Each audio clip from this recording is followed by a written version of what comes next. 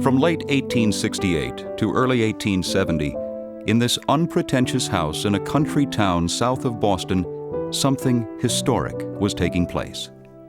About all that could be seen going on was a great deal of writing in an upstairs bedroom, occupied by a woman boarder.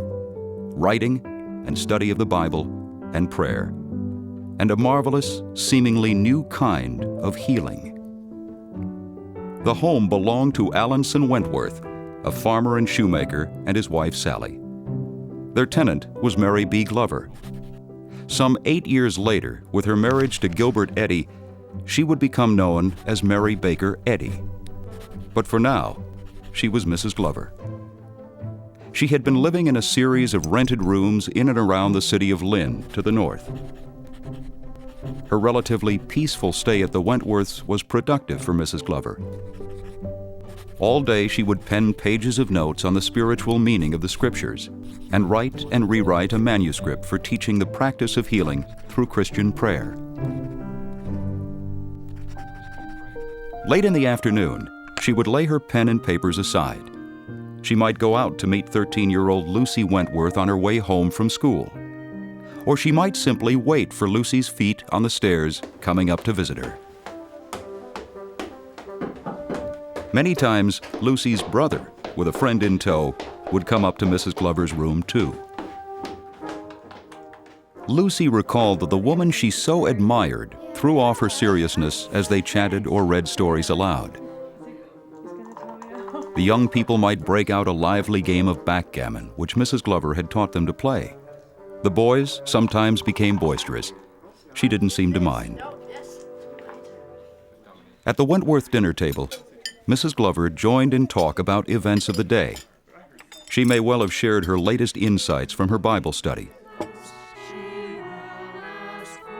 Later in the evening, she might join the family around the harmonium.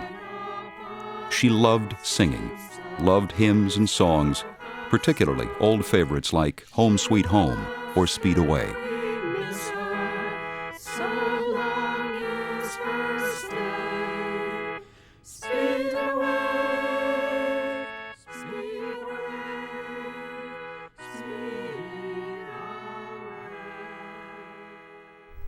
Next morning, she would be hard at work again. Here in Stoughton, Mrs. Glover's treatments through prayer healed Alanson Wentworth of sciatica, healed his wife of a chronic throat ailment, healed one of their daughters of partial deafness, healed neighbors of enteritis, pulmonary disease, drug addiction.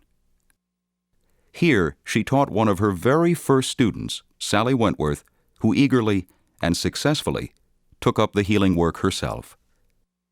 And here, she wrote her first manuscript about what she would come to name Christian Science. In early 1870, Mrs. Glover felt the need to move on. Groundbreaking work, exploring her discovery and putting it into words had been done in the home she was leaving behind. But she was looking to the future. The manuscripts and biblical notes she took with her would be the foundation of the book she would publish 5 years later, Science and Health. That work would go forward in other places, but for a crucial year and a half, history had been written here.